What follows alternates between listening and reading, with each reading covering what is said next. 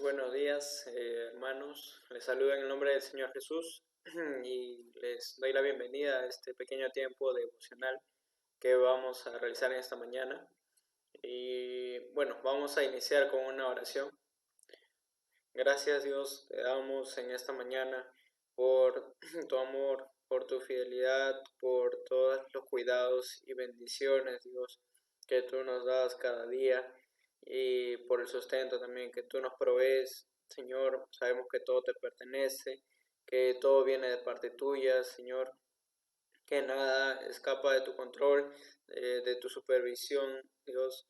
Gracias te damos por tener este medio de poder compartir tu palabra, Dios, en este tiempo de dificultad, en este tiempo de sufrimiento que podemos estar pasando, Dios, a nivel nacional, a nivel mundial también, Señor. Hay muchas personas que han fallecido debido a esta enfermedad del coronavirus. Y rogamos, Señor, en esta mañana que tú nos ayudes a poder compartir tu palabra, Señor, bajo tu dirección, Dios, bajo, bajo tu voluntad. Y agradecemos por tu preciosa palabra también que podemos compartir en esta mañana.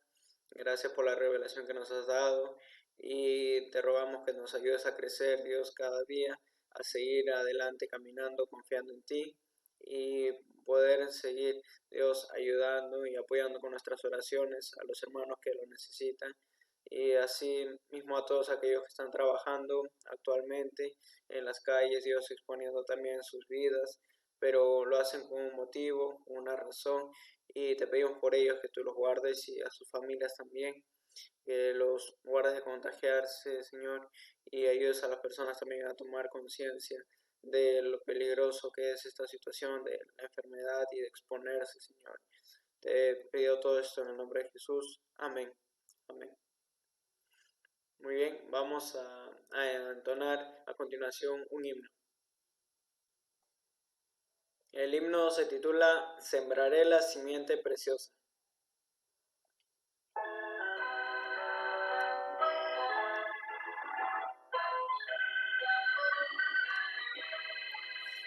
Sembraré la simiente preciosa del glorioso evangelio de amor.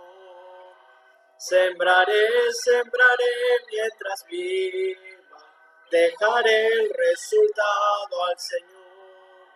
Sembraré, mientras viva simiente de amor. Segaré, al hallarme en la casa de Dios. Sembraré en corazones sensibles la doctrina del Dios de perdón. Sembraré mientras viva, dejaré el resultado al Señor. Sembraré, mientras viva simiente de amor. Segaré, al hallarme en la casa de Dios. Sembraré en corazones de mármol la bendita palabra de Dios. Sembraré mientras viva, dejaré el resultado al Señor. Sembraré, mientras viva simiente de amor. Segaré, al hallarme en la casa de Dios.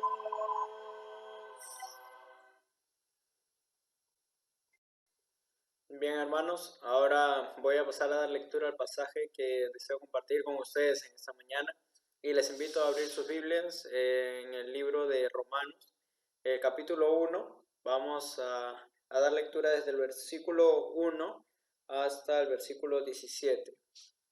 El tema de hoy yo lo he querido titular El poder del Evangelio, porque me parece que tiene una conclusión que nos va a llevar todo este pasaje que vamos a leer a describir cuál es el poder que tiene el Evangelio.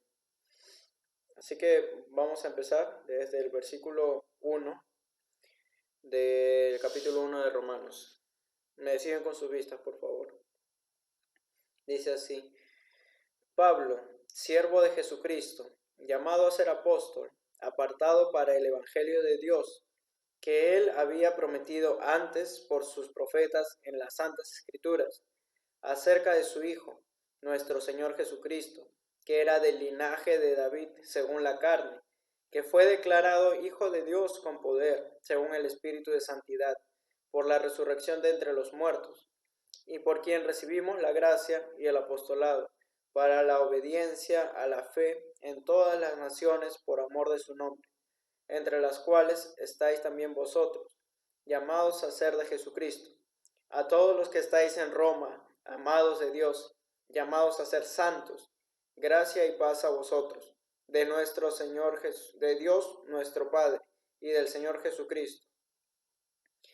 Primeramente, doy gracias a mi Dios mediante Jesucristo con respecto a todos vosotros, de que vuestra fe se divulga por todo el mundo, porque testigo me es Dios, a quien sirvo en mi espíritu en el Evangelio de su Hijo, de que sin cesar hago mención de vosotros siempre en mis oraciones, rogando que de alguna manera tenga al fin, por la voluntad de Dios, un próspero viaje para ir a vosotros, porque deseo veros para comunicaros algún don espiritual, a fin de que seáis confirmados. Esto es, para ser mutuamente confortados por la fe que nos es común a vosotros y a mí. Pero no quiero, hermanos, que ignoréis que muchas veces me he propuesto ir a vosotros, pero hasta ahora he sido estorbado, para tener también entre vosotros algún fruto, como entre los demás gentiles. A griegos y a no griegos, a sabios y a no sabios soy deudor. Así que, en cuanto a mí, pronto estoy a anunciaros el Evangelio también a vosotros que estáis en Roma, porque no me avergüenzo del Evangelio, porque es poder de Dios para salvación a todo aquel que cree, al judío primeramente y también al griego, porque en el Evangelio la justicia de Dios se revela por fe y para fe, como está escrito, mas el justo por la fe vivirá. Amén. Hasta ese versículo. Vamos a orar una vez más y pedir la sabiduría de Dios y su entendimiento. Gracias, Señor, una vez más nos acercamos a ti para pedirte, Dios, para rogarte que tú nos des sabiduría y abras nuestro entendimiento, Señor, para comprender tu preciosa palabra y para también compartirla y que quede guardada en nuestros corazones para aplicarla día tras día, que lleve, Señor, sus frutos, también como dice la misma Biblia, y te pedimos que seas tú, Señor, dirigiendo este tiempo, iluminando, Dios, también nuestros pensamientos, para que podamos comprender, Dios, y sea Dios de consuelo, sea Dios confortándonos tu palabra. Dios, en el nombre de Jesús te pedimos esto. Amén. Amén.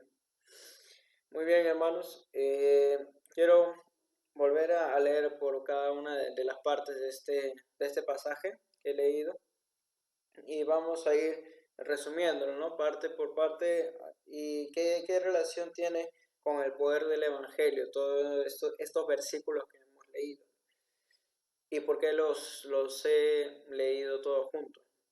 Aquí dice desde el versículo 1, la presentación que hace del que escribe, ¿no? Que sabemos que es el apóstol Pablo. Menciona desde el versículo 1 que él es siervo de Jesucristo, llamado a ser apóstol y apartado para el Evangelio de Dios. Aquí vemos un propósito en la vida de Pablo, que era el Evangelio de Dios. Esa era su misión. Y describe acerca de este Evangelio, el versículo 2, que él había prometido antes por sus profetas en las Santas Escrituras. Nos menciona que este Evangelio para el cual Pablo servía y que había sido llamado por parte de Dios, ya estaba anunciado, ¿no? anteriormente las Santas Escrituras. Es decir, no era algo nuevo, ¿no? No era de repente una nueva corriente, sino que era el cumplimiento de lo que ya se había escrito en las Escrituras, valga la redundancia, que ya estaba establecido por Dios, había sido una promesa, ¿no? Como dice el versículo 2. ¿En qué consistía básicamente, ¿no? El versículo 3 lo desarrolla acerca de su Hijo, nuestro Señor Jesucristo, que era del linaje de David según la carne. Y aquí nos va adentrando más en lo que es el Evangelio. Primero diciendo en el versículo 2 que había sido parte de una promesa hecha de parte de Dios y que ya estaba en las Escrituras. Y en el versículo 3 habla más a fondo de que es acerca de su Hijo, nuestro Señor Jesucristo, y menciona una característica, que iba a ser del linaje de David según la carne, como ya conocemos del Antiguo Testamento. En el versículo 4 dice también otra característica de Jesucristo, que fue declarado Hijo de Dios con poder, según el Espíritu de Santidad, por la resurrección de entre los muertos. Una característica que vemos de Jesucristo, lo cual forma parte del Evangelio que está sirviendo, que fue llamado a servir Pablo.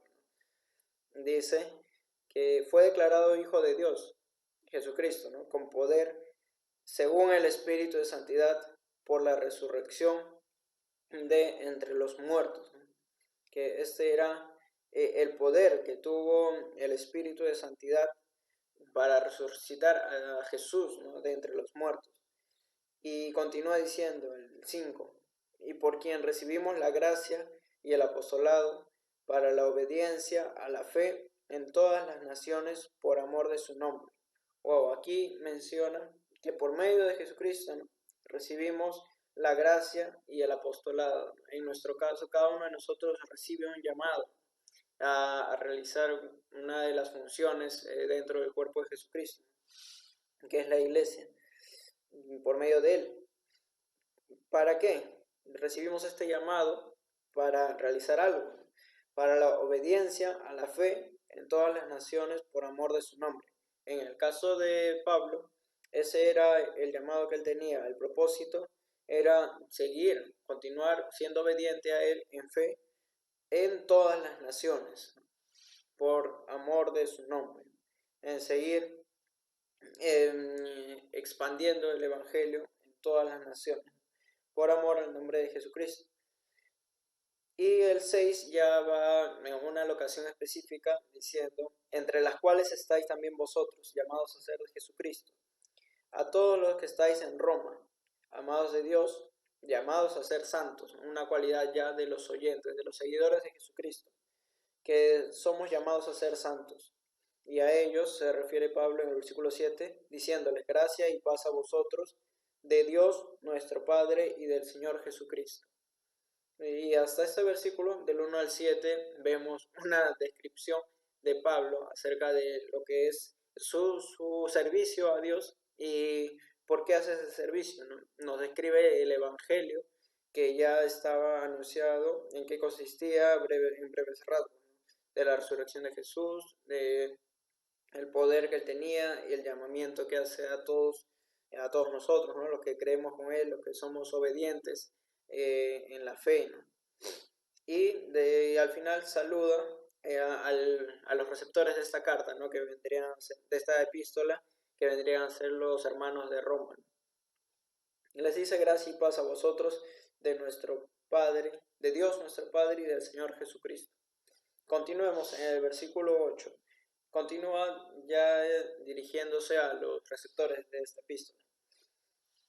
El 8 dice, el versículo 8, primeramente, doy gracias a mi Dios mediante Jesucristo con respecto a todos vosotros, de que vuestra fe se divulga por todo el mundo. Y vemos un reconocimiento que hace Pablo a la iglesia en Roma, a los hermanos que están en Roma, porque la fe que ellos tenían era divulgada por todo el mundo. Quiere decir que había algo notorio en esos hermanos, que concerniente a la fe de ellos. Y el versículo 9 dice, porque testigo me es Dios a quien sirvo en mi espíritu en el Evangelio de su Hijo, una vez más describe el servicio que Pablo hacía basado en el Evangelio de Jesucristo, que sin cesar hago mención de vosotros siempre en mis oraciones.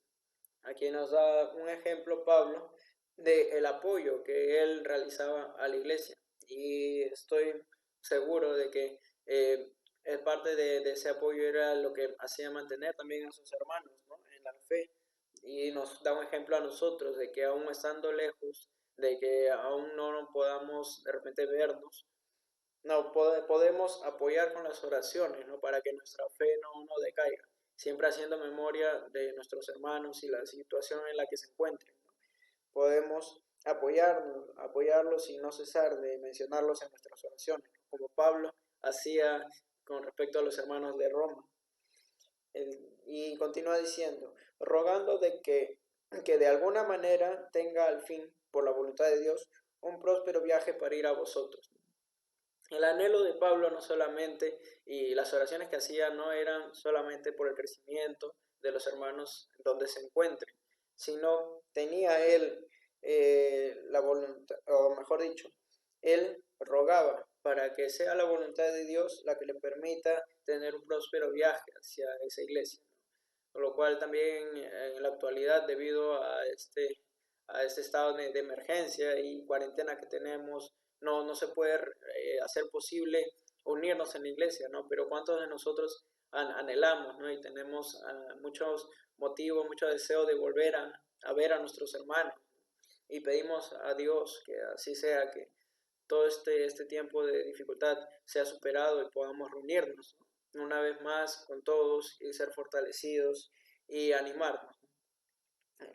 Continúa diciendo el versículo 11, porque deseo veros, Pablo dice, deseo veros para comunicaros algún don espiritual, a fin de que seáis confirmados. El 12 dice, esto es para ser mutuamente confortados por la fe, que nos es común a vosotros y a mí. En estos dos versículos nos comenta más a profundidad por qué él, además de orar y de pedir, ¿no?, de tener presentes sus oraciones a los hermanos de Roma, por qué quería ir a verlos, ¿no?, por qué deseaba que sea la voluntad de Dios que le permita viajar hacia ellos, porque quería comunicarles algún don espiritual a fin de que seáis confirmados. Y dice después, esto es para ser mutuamente confortados por la fe que nos es común a vosotros y a mí. Aquí describe, ¿no?, lo que nosotros también en la actualidad tendríamos que tener presente, ¿no?, el propósito del por qué vernos, ¿no?, el propósito del por qué anhelar volver a estar juntos en la casa de Dios, ¿no?, para que podamos de alguna manera, en alguna medida, confortar a nuestros hermanos, ¿no? Sabemos la necesidad que pasamos, no solamente a nivel de repente económico o de salud, sino también emocional. Y eso nos ayuda al poder reunirnos, compartir nuestro aliento, nuestros ánimos y confirmar sobre todo, ¿no?, unos a los otros, teniendo en cuenta la fe que compartimos, que debemos tener un mismo sentir, ¿no?, como un solo cuerpo. Y esto lo describe aquí Pablo, ¿no?, que también él deseaba ir, pero para ser confortado, para confortar a los hermanos, confirmarlos, ¿no? Y ese es el anhelo que debemos tener nosotros actualmente. El versículo 13 dice, pero no quiero, hermanos, que ignoréis que muchas veces me he propuesto ir a vosotros. Y aquí entre paréntesis la Biblia dice, pero hasta ahora he sido estorbado, para tener también entre vosotros algún fruto, como entre los demás gentiles. Esto lo podemos ver en Hechos capítulo 19, versículo 21. Menciona brevemente que deseaba ir a Jerusalén y también visitar, ¿no?, a los hermanos en Roma. Y aquí en esta carta específicamente lo describen, ¿no?, para que también ellos tomen conciencia de que además de rogar a Dios tener un buen viaje, él ya había querido ir, ¿no?, en su propio, de repente, deseo. Y por eso es que el versículo 10 dice específicamente, que sea por la voluntad de Dios, no que sea como yo quiero o como yo he querido antes, sino que sea la voluntad de Dios, ¿no? Y eso es de repente lo que muchas veces a nosotros en cada paso que damos nos olvidamos de hacer ello, ¿no? O de pedir conforme a la voluntad de Dios, sino pensando de repente en que algo es bueno, lo pedimos directamente, pero no lo sometemos a la confirmación de Dios, que se haga su voluntad, ¿no? Antes que la nuestra, a pesar de que pueda parecer algo positivo, como en este caso Pablo. Tenía o se había propuesto ir a vosotros, ¿no? Pero no había sido la voluntad de Dios todavía. Vemos el versículo 14 que dice, a griegos y a no griegos, a sabios y a no sabios soy deudor, ¿no? Mencionando que, que cualquiera sea la circunstancia, ¿no? Y cualquiera sea de repente nuestro conocimiento, nuestra sabiduría, todos necesitamos del mensaje del Evangelio. Todos, yo entiendo este versículo diciendo que Él es deudor a todos, que sin distinción debido a su ministerio, que Él se debe a todas aquellas personas que creen en Jesucristo, sean de cualquier característica, sean de cualquier preparación. Todos somos iguales delante de Dios, no hace acepción de personas, ¿no? Como conocemos. El versículo 15 dice, así que en cuanto a mí, pronto estoy a anunciaros el Evangelio, también a vosotros que estáis en Roma. Y aquí nos da a entender implícitamente que él tiene fe, ¿no? De que está convencido de que es la voluntad de Dios que vaya a Roma, ¿no? Y que, como dice, en cuanto a mí, pronto estoy a anunciaros el Evangelio. Ya lo dice de una manera convencida, ¿no? Con fe, de que va a ir a la iglesia de Roma, ¿no? Y eso nos muestra la confianza que tiene. De repente, que no es el momento ahora, pero que en algún momento irá, ¿no? Y que el momento sea dentro de la voluntad de Dios. Y cierra este pasaje con estos dos versículos. El primero, que se encuentra en el versículo 16, porque no me avergüenzo del Evangelio, porque es poder de Dios para salvación a todo aquel que cree, al judío primeramente y también al griego. Pablo dice que nos da una razón por qué no se avergüenza del Evangelio, no simplemente porque él tiene fe, sino porque esta fe se puede transmitir a otras personas llevándolas a la salvación. El versículo 16 dice, no me avergüenzo del Evangelio. Bien, hasta ahí todos comprendemos, ¿no? Pero lo da todavía una explicación adicional, porque es poder de Dios para salvación a todo aquel que cree. El Evangelio tiene ese poder, como dice, ¿no? Lo describe bien aquí, de salvar a todo aquel que cree, ¿no? Es decir, no es solamente algo que uno decide hacer porque le parece bien, sino porque es un instrumento, ¿no? El Evangelio es una herramienta que viene de parte de Dios para poder compartir y llevar, ¿no? a salvación a todo aquel que cree, dice este versículo, ¿no? Al judío primeramente y también al griego.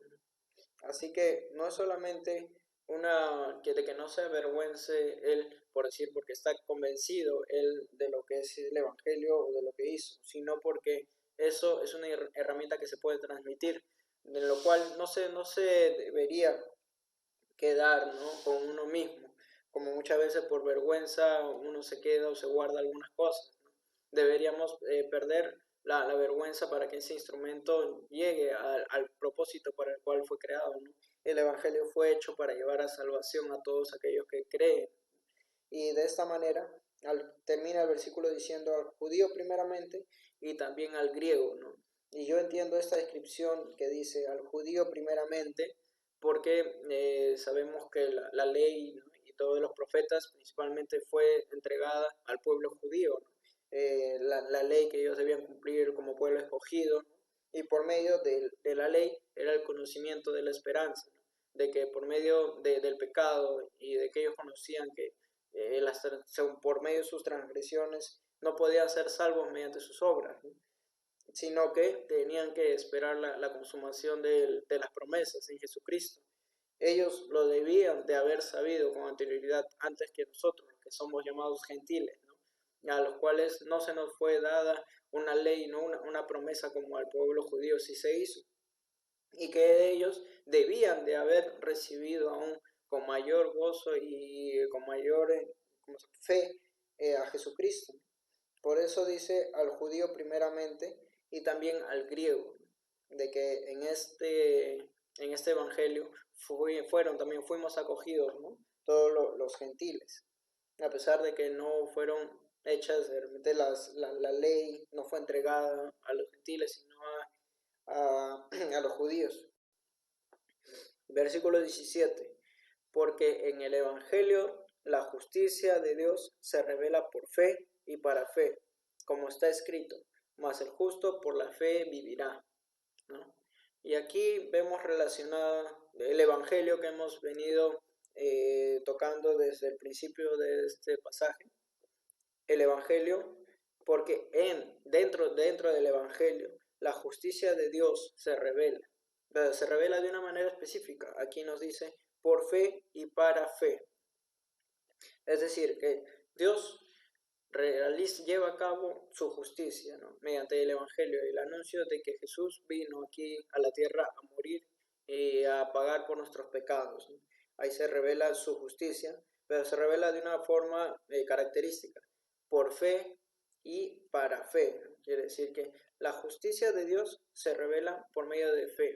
Una persona cuando cree en el perdón de pecados, en el sacrificio de Jesucristo, de que Jesucristo es el Mesías, el Cristo, el que nos limpia de nuestros pecados, ahí se revela la justicia de Dios. Yo creo que Jesús vino a esta tierra para morir por nuestros pecados. Entonces, por medio de la fe, yo creo en la justicia de Dios, que Dios hizo y que llevó a cabo el justo trabajo que era necesario para nuestra salvación. Por medio de la fe que tengo, yo creo en la justicia de Dios que fue anunciada a través del Evangelio. ¿Y por qué dice para fe? Porque por medio de ese cumplimiento de Jesucristo yo puedo continuar creciendo en fe, puedo continuar entonces recibiendo las enseñanzas de Jesucristo. Una vez que creo que Él es el Mesías, puedo creer en cada una las enseñanzas, las parábolas que Él dijo, lo cual nos va a hacer crecer en fe, ¿no? Y madurar mediante el creer en Cristo, seguir sus pasos, el creer en la justicia de Dios, nos va a hacer no solamente creer en Jesús, sino también en la confirmación de las promesas de Dios que Dios hace. Nos va a hacer crecer y en cada promesa que Dios nos haga, sabemos por medio del cumplimiento de Jesucristo, del Evangelio de que Él murió, por medio de ello nos confirma de que cada una de las promesas que nos hace Dios van a ser cumplidas en su momento y en la manera en la que Dios desea su voluntad, ¿no? Dice, como está escrito, mas el justo por la fe vivirá. Y esto es curioso porque dice el justo, no dice el ser humano, ¿no? De repente el ser humano común no va a vivir, no va a ser vivificado, no va a vivir por la fe, sino ya el justo. ¿Y quiénes son los justos?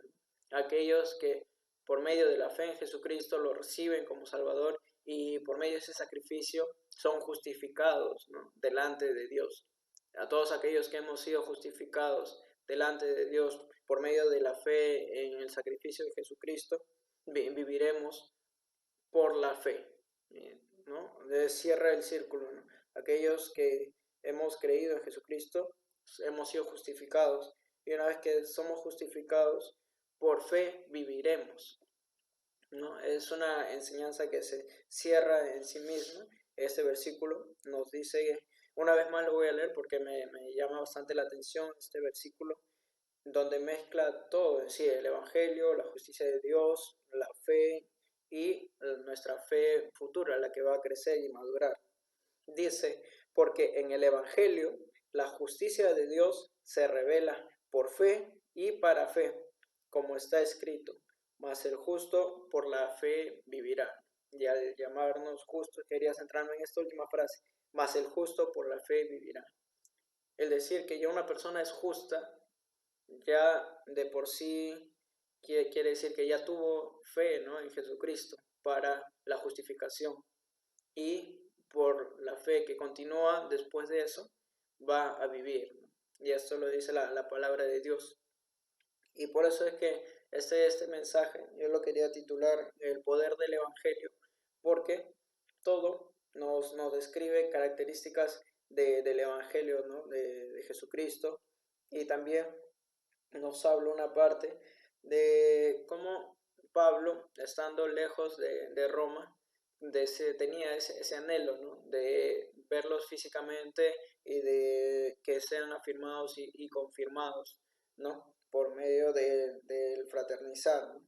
De poder vernos, ¿no? Así como ahora por esos momentos no estamos pudiendo tener cultos, pero nos estamos reuniendo de manera virtual y ese es mi anhelo, espero que sea también el anhelo de todos ustedes, que muy pronto nos permitan, ¿no?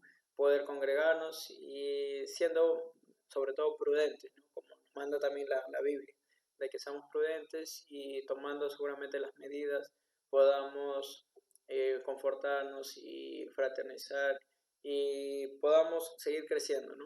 Así que animarles a que puedan continuar con estos devocionales, podamos seguir comunicándonos y bueno, que Dios los bendiga. Vamos a terminar este tiempo con una oración y les invito a cerrar sus ojos.